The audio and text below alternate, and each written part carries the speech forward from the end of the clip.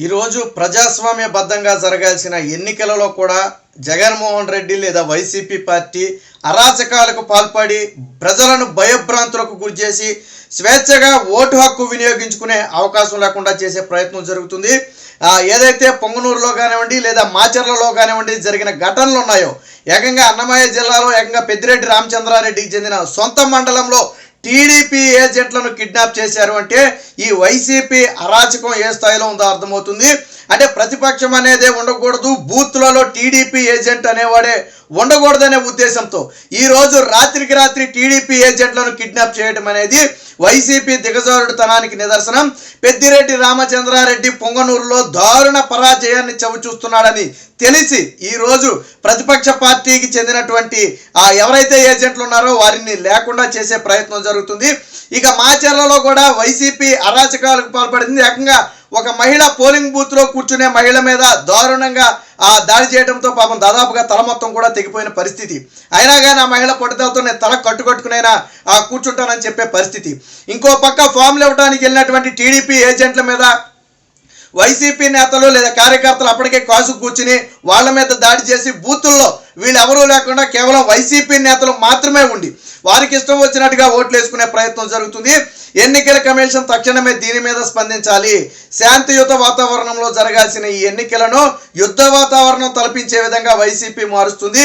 5 ఏళ్ల పాటు ప్రజలను నరకయాతనకు గురి చేసిన వైసీపీ చివరికి స్వేచ్ఛగా పోలింగ్ రోజున కూడా స్వేచ్ఛగా ఓటు వేసే హక్కు లేకుండా ఎవరికి ఓటేయాలో కూడా వైసీపీని డిసైడ్ చేసే పరిస్థితి. బెదిరించో భయపట్టో ఇప్పటికీ కూడా పోలింగ్ బూతుల వద్ద స్లిప్లు తీసుకుని వైసీపీ ఏజెంట్లు డబ్బులు పంచుతున్న పరిస్థితి. సాక్ష్యాధారాలతో టీవీ ఛానల్స్ అన్నింటిలో కూడా లైవ్లు వస్తున్నాయి. దాడులన్నీ కళ్ళ ముందే కనపడుతున్నాయి. మరి పోలీసులు అరికట్టాల్సిన పోలీసులు కూడా ఇక్కడ చేతులెత్తేయడం అనేది కొసమెరుపు. ఖచ్చితంగా ఎన్నికల కమిషన్ దీని మీద సీరియస్ యాక్షన్ తీసుకోవాలి. ఎప్పటికే కిరణ్ కుమార్, గతంలో మాజీ ముఖ్యమంత్రి అయినటువంటి కిరణ్ కుమార్ రెడ్డి గతంలోనే చెప్పడం జరిగింది, ఎన్నికల కమిషన్కి లేఖ కూడా రాయడం జరిగింది. పొంగనూరులో ఎన్నికలు ప్రశాంత వాతావరణంలో జరిగే విధంగా పోలీసులు చర్యలు తీసుకోవాలని, ప్రత్యేక అదనపు బలగాలు పంపాలని, ఒక అధికారిని ప్రత్యేకంగా పొంగనూరు కాన్స్టిట్యున్సీ మొత్తాన్ని పరిశీలించడానికి పెట్టాలని చెప్పి గతంలోనే పెద్దిరెడ్డి రామచంద్రారెడ్డి నియోజకవర్గంలో పెట్టాలని చెప్పి కిరణ్ కుమార్ రెడ్డి చెప్పిన పరిస్థితి. అయినప్పటికీ కూడా వైసీపీ నేతలు ఇవేమీ లెక్క చేయట్లేదు. ఎలక్షన్ కమిషన్ కూడా మరి దీని మీద ఏ మేరకు అయితే చర్యలు తీసుకుందో మనకైతే తెలియదు. కానీ ప్రస్తుతానికైతే ఎన్నికలు అనేవి రాష్ట్ర వ్యాప్తంగా జరుగుతున్నప్పటికీ కూడా కొన్ని ప్రాంతాలలో ఎన్నికలను వైసీపీ భయభ్రాంతులకు గురి చేసే ప్రయత్నం జరుగుతుంది. తక్షణమే ఎన్నికల కమిషన్ స్పందించాలి. ప్రజలు నిర్భయంగా నిస్సందేహంగా వచ్చి ఓటు హక్కును వినియోగించుకోండి. 5 ఏళ్ల పాటు మీరు అనుభవించిన నరక యాతనకు ఈరోజు చరమగీతం పాడాలి. అందుకనే చంద్రబాబు గారు ఇప్పటికే పిలుపునివ్వడం జరిగింది. ఉదయం 10-11 గంటల కల్లా మ్యాక్సిమం పోలింగ్ పూర్తయ్యే విధంగా చూడాలని. ఎందుకంటే మధ్యాహ్నం ఎండలు పెరిగిన దగ్గర నుంచి కూడా వైసీపీ నేతలు వాళ్ళ ఓట్లని కూడా ఉదయం ఏం చేసుకుని మధ్యాహ్నం నుంచి ఏదో ఒక అల్లాలు సృష్టించో లేకపోతే ఇంకోటి చేసో టీడీపీ ఓటింగ్కి అవరోధాలు కలిగించే అవకాశం ఉందని చెప్పి ఇప్పటికే చంద్రబాబు గారు చెప్పిన నేపథ్యంలో పరిస్థితులు కూడా అందుకు అద్దం పట్టే విధంగా ఉన్నాయి. పెద్దిరెడ్డి రామచంద్రారెడ్డి సొంత ఇలాకాలో జరిగినటువంటి ఈ కిడ్నాప్ కానివ్వండి లేదా మాచర్లలో జరిగినటువంటి ఈ దాడులు కానివ్వండి ఇవి ప్రజాస్వామ్యబద్ధం కాదు.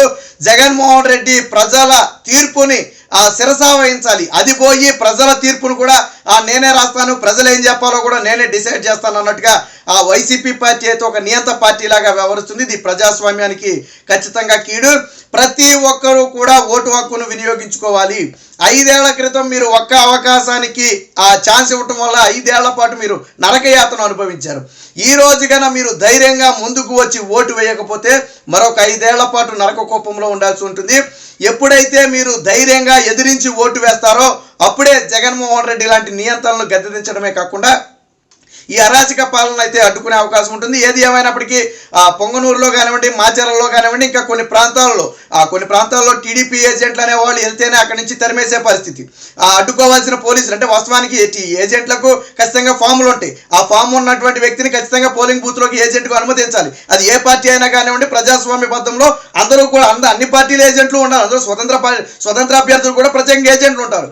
కానీ దాన్ని కాదు, కేవలం మేము వైసీపీ ఏజెంట్లు మాత్రమే ఉండాలి, మిగతా ఏ ఏజెంట్లు అక్కడ ఉండకూడదు, ఉంటే చెల్లదు. ఎందుకంటే వాళ్ళు అరాచకాలను అడ్డుకుంటారు, దొంగ ఓట్లను అడ్డుకుంటారనే ఒక ఉద్దేశంతో ఇలాంటి దాడులకైతే దిగుతున్నట్టుగా తెలుస్తుంది. ఖచ్చితంగా ఇలాంటి దాడులను ప్రజాస్వామ్యంలో ఎవరూ కూడా ఎంకరేజ్ చేసే పరిస్థితి లేదు. మే 13న స్వేచ్ఛాయుతగా పోలింగ్ జరగాలని చెప్పి ఇప్పటికే ఎలక్షన్ కమిషన్ చెప్పింది.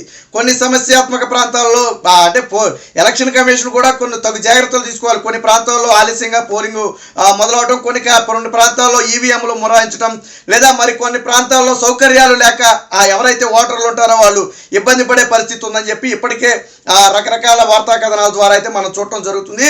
కాబట్టి ఎన్నికల కమిషన్ తక్షణమే వీటన్నిటి మీద కూడా నిఘా పెట్టాలి. తక్షణమే సౌకర్యాల కల్పన మీద కూడా ప్రత్యేక దృష్టి పెట్టాలి.